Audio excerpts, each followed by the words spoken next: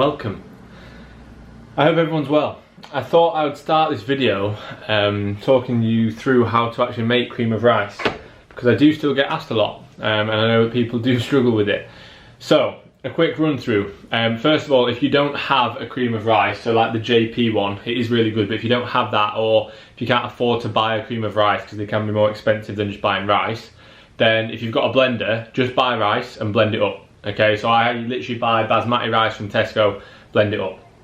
Okay, put in the amount that you want, then put in as much water as you want. So I have 120 grams at the minute, and I have around 400 to 500 mils of water. So you can measure that out, or you can just go by eyeballing it. I just eyeball it. I generally say a sort of 4:1 ratio of rice to water. So obviously if you're having 100 gram of rice, 1:4 ratio would be 400 mil of water. So then all you need to do is whisk it up. I would definitely recommend getting a whisk. A lot of people do it with a fork or a spoon, and a whisk makes mine so much better. So get a whisk, a metal one ideally, because a plastic one will sort of bend. You need a metal one that's quite a good strong one. Microwave for 2 minutes, check it, whisk again, check it, whisk again. You're doing every time after 2 minutes, you're doing about half a minute. Half a minute, check again, half a minute, check again. And you want to get it actually past the consistency that you want. So you want it to get it quite thick, thicker than you want, because then you're going to add the whey in. So with the whey, you just add however much whey you have into a mug, add a little bit of water very, very slowly, make that into a sludge. You then pour that into the cream of rice, mix that up. So now the cream of rice is probably going to be less thick because there's obviously a bit more liquid added in. So you want to take the cream of rice, like I say, past that sort of consistency you want, because then you're going to re-add whey and then re-add water if you need to. Then I add on top my dark chocolate and also my pink salt. And then what I'll do is I'll mix it up, and if it's not the consistency I want, I'll re-add water. And even now, it's got a little bit thicker than I want before I eat it. It's just cooling down, so I'll just re-add water again. I'll just re-add water to make it the exact consistency that I want. So it's really that simple. Okay, so literally practice it a few times. It might take you a few times to get it right, but you'll get it right. In that time, what I do is, especially on a day like today where it's not that hot, on days where it's really hot, I'll usually make my intra and my pre really early in the morning so they can go in the freezer. But on days when it's not too hot, I'll make it during the time that I'm making my cream of rice. So I'll put my pre-workout and my intra-workout nutrition on the screen and show you what I'm having. At the minute, I'm having the MV Pre and Komodo Pump combo, which in my opinion is probably the greatest combo there is. It's very, very good, and the flavours you have to have, the flavour combo matters as well. Candy Necklace in the MV Pre and Peach Pumps in the Komodo Pump. It's very nice, very, very good. So yeah, that's the start of the video. Today's video is on a pull session, because I don't think I've done a pull session lately. So I'll run you through that, and I'll sort of chat to you about why we're doing things that we're doing. Any questions anyone has, obviously feel free to leave it in the comments. Any feedback on any of these videos, anything you want to see, leave it in the comments. Like the video if you haven't already, like it now, thank you, and subscribe, and enjoy the video.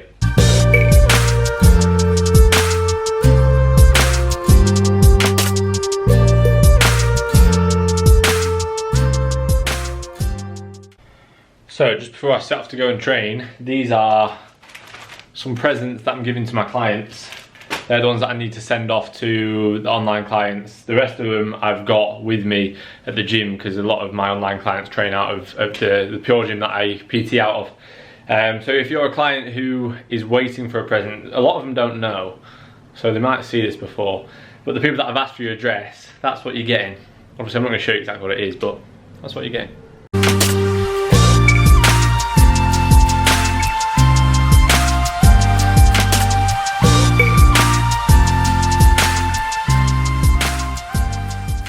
Right then guys, so run through up the session. Today was a particularly frustrating one, but they happen. No point in me pretending it was an amazing session, because these sessions do happen every now and again. The goal is just to make sure that they are a rarity. So basically, core session, the niggle that I have in my shoulder is making it extremely hard to lock in terms of lock my scapular in and lock my back in nice and tight. So the RDLs were just horrendous today, very frustrating. But I'll go on to them when we get there. So first exercise is a single arm pull down on the side bench machine. trying to adjust my body so that I'm in line perfectly to drag the elbow right down into the hip. But to be honest, the line of the machine at the minute, like we've ran it a while now and it's sort of not feeling too great, so we may look at just going straight onto a normal cable for this next time. But yeah, just to drag it down, tuck it in, 2 sets there. If you're not getting on with the machine on that, then just jump on a cable with the handle and manipulate the movement to exactly where it needs to be. And I think we're probably going to do that. Then it was the RDLs, and like I say, very, very frustrating. So I've reset my hinges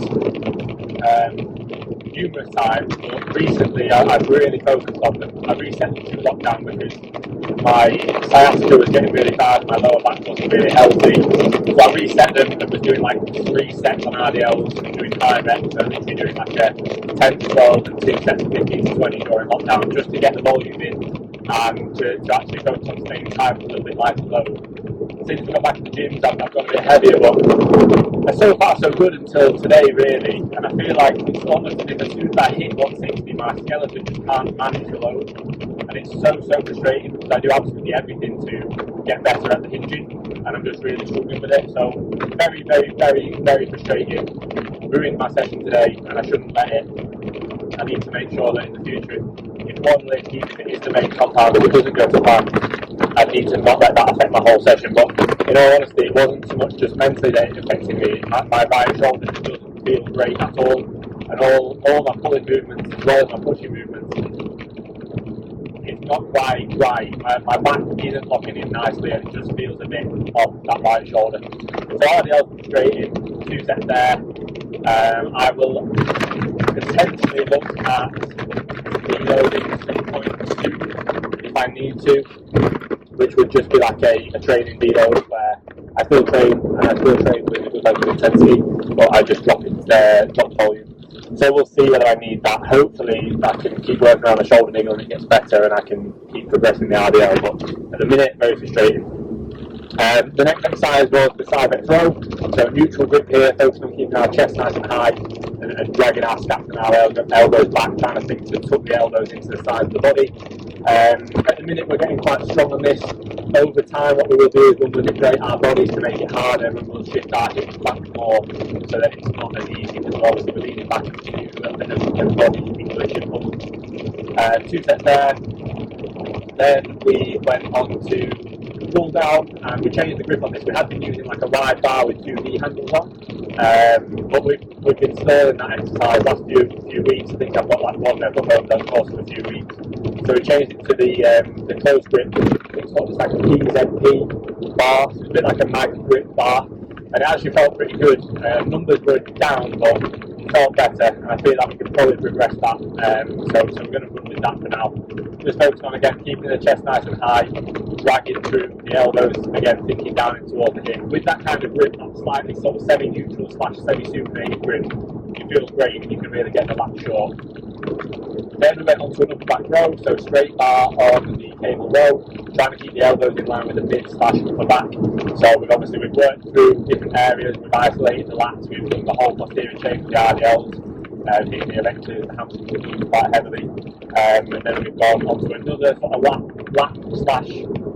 / mid back dominant move with the row, another lat / mid back dominant move with pull down, and then we're hitting another back move here.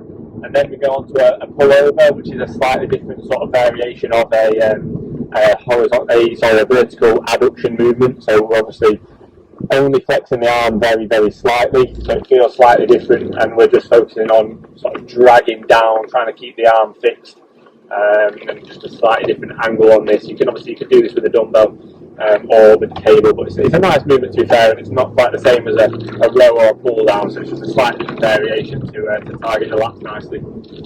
Then I should have a rear delt reverse pec deck, but timing wise it wasn't going to work. I'm actually driving back now. I've got clients at 6:30 and it's 6:05. So I'll get my post workout in and then I've got clients. It's something we need to work on as well. Like, at the minute I get to the gym just sort of around 2:30, and often it's not long enough because we don't finish till easily gone 5:30, over 3 hours on most sessions. So we need to work on that. So what we did was we just finished off on a bicep curl, D-handle bicep curl. Last week we used the Bravo the Cybex Bravo where you can have the back pad, and it felt great, but it was taken today, and again I didn't have time to ask for that. And I had some previous numbers from doing it on the cable there anyway, and it still feels decent. So just leaning forward, make sure I get into a full stretch, and then dragging up and contracting hard on top of each one. So yeah, that was the session. In hindsight, like I say, not great, frustrating, very frustrating, but they do happen, and we just have to make sure that they're a rarity and work on that. You know, the most frustrating thing is that I'm on it everywhere, and the only reason that a session doesn't really go well is either due to a little injury or a niggle, or it's just an absolute anomaly. And that I can't remember the last session I had other than a couple in lockdown due to not having any machines or anything like that. That just weren't great, and it's probably the first one really since being back in the gym. So I can't really complain too much. But you know, what we need to think is when these sessions do happen, we need to make sure that they don't happen too often, and we need to try and make sure that if it is a movement in the session that's not going great, don't let that affect you psychologically. You know, just because your main compound doesn't go great, it doesn't have to ruin the whole session as much as it feels like it does. It doesn't have to, and that's what I need to work on. But also, like I say, today it's mainly down to this shoulder. So a lot of massage running on the shoulder tonight, probably tiger balm to sleep in potentially. Hopefully it'll be, fingers crossed, okay for a push tomorrow. If not, then I'll obviously just implement the things that I spoke about in the last video in terms of higher rep work and just working around the niggles. But yeah, I'll leave the video there, guys. So just heading home now.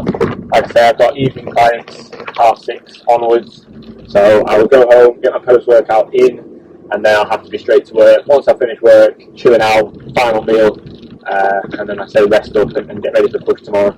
So I hope you all enjoyed the video. Sorry that the session was a bit poor.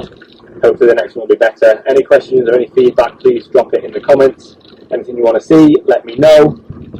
Like the video if you haven't already, and subscribe if you're new, and I will see you all in the next one.